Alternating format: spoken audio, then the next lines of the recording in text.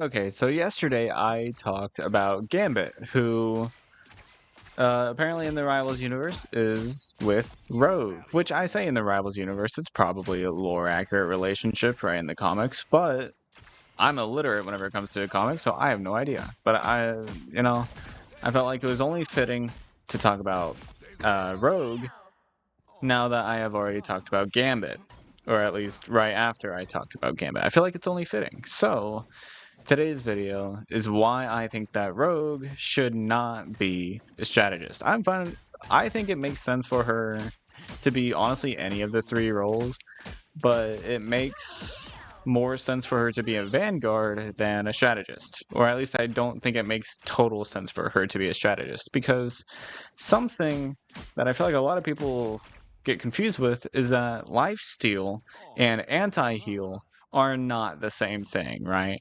Because clearly that's not lifesteal. Yes, it did deal damage, but it's prevented them from getting healed as much as they would without that status. That is not lifesteal. That is anti-heal. That is very different things. Having a healer with lifesteal, honestly, I'd be fine with that, and I am fine with it. I'm fine with Gambit having it. But it's not lifesteal. Did I say lifestyle? I meant anti-heal. Whatever. I'm fine with them having anti-heal, but having a strategist that has lifesteal makes no sense, because even though we keep on being like, oh, it's called strategist, not healer, you still want your strategist to be able to heal, because otherwise you're going to have people like Ultron mains and kind of like Adam mains as well, is you're not going to get as much healing. Less so with Adam, more so with Ultron. But you're going to not get enough healing, like anywhere near enough healing, if you have two strategists and one of them isn't healing. Like, that's just simply not getting you enough heals, especially if you want to run double tank, right? And, like, of course, that is unless you have, like, Rocket or something, right? But that's not a lot, most healers would not be able to keep up, right? With being solo healing. There's a reason why you almost never see solo healing happening, and it's because it is a detriment to the team.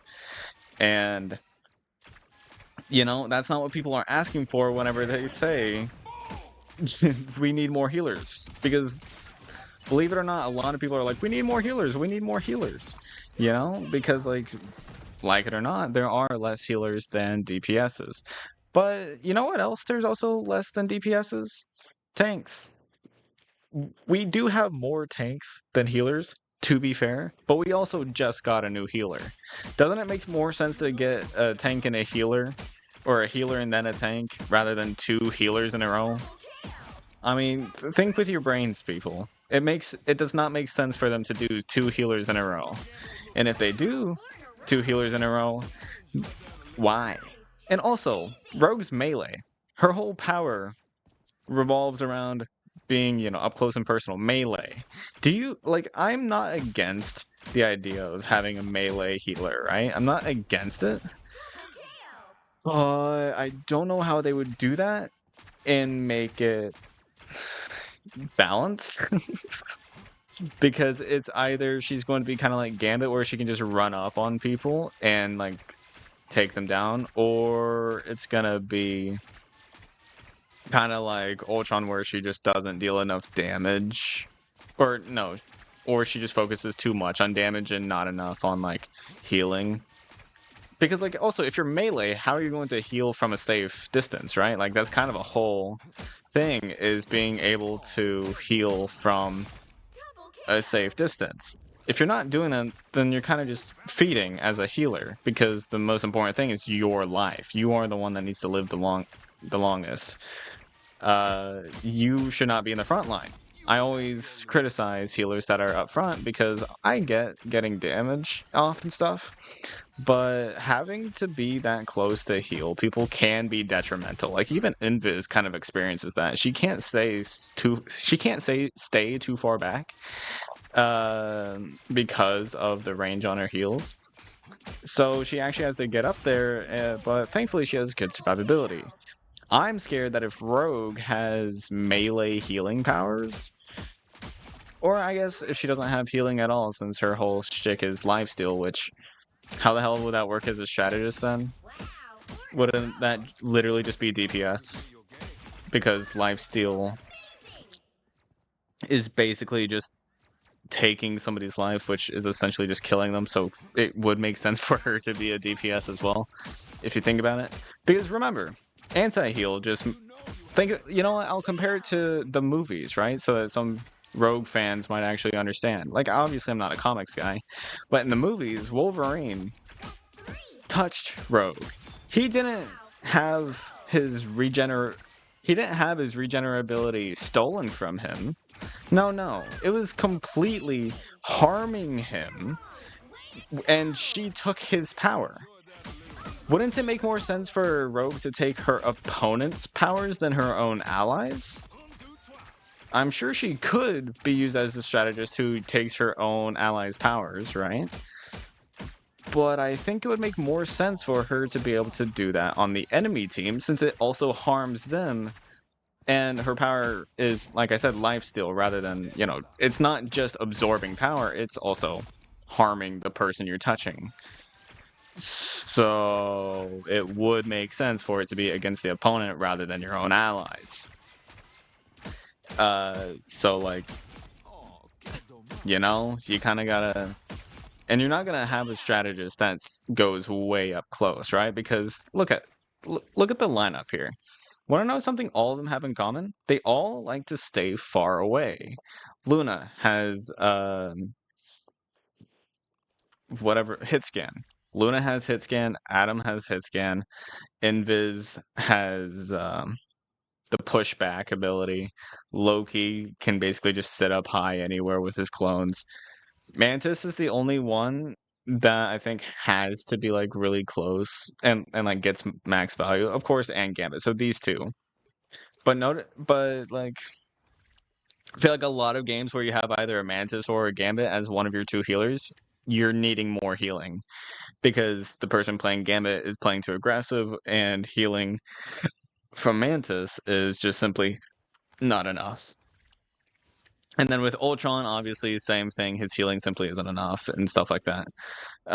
So like I think that what we need, if we're going to get a healer, it should be one that can actually be not super busted like Gambit is, but also not super bad at healing like Ultron and Mantis are, so that you actually see them get played outside of triple heal, which I do get it. Triple heal is largely the meta, unfortunately. Triple heal is way too popular, and it's way too busted. They need to nerf triple heal, frankly, because nothing dies in this game.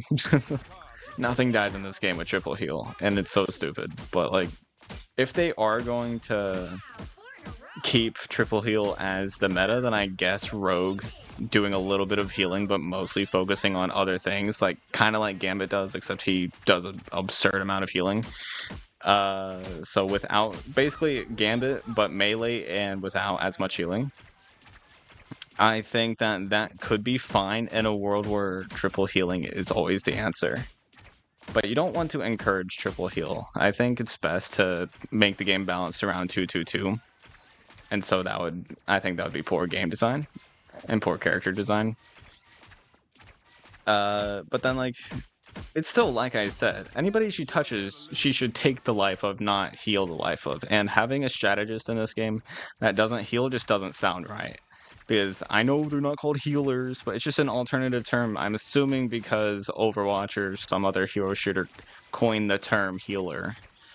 I'm assuming that's the case. Because, like, or they just want it to be special, you know, which both are honestly really possible. But, like, I genuinely don't see Rogue being a healer. Because it just doesn't make sense. And I think her max potential would be as a tank. Because imagine a tank taking the life from the other. Because remember, it's called lifesteal. She's taking the life for herself. So imagine a tank with lifesteal, kind of like what Blade has, right? Imagine Blade, but a tank instead of a DPS. Like, Blade may not be anything crazy, but imagine giving a tank the ability to heal themselves. That is something that we actually don't have, right? Because look at the tanks. Penny's the only one that actually has healing. Groot gives himself bonus shield. Captain America has his ult, I guess. But that's really, I mean, Venom also has a thing. Like, all of the tanks that quote unquote heal just give themselves bonus health. They don't actually heal themselves except for Penny. And that's a very small amount of healing. So giving a tank lifesteal would actually be a really cool dynamic that I don't think anybody's talking about with Rogue. Like, I genuinely think Rogue should be a tank. Or Vanguard, I guess, if you want to be specific.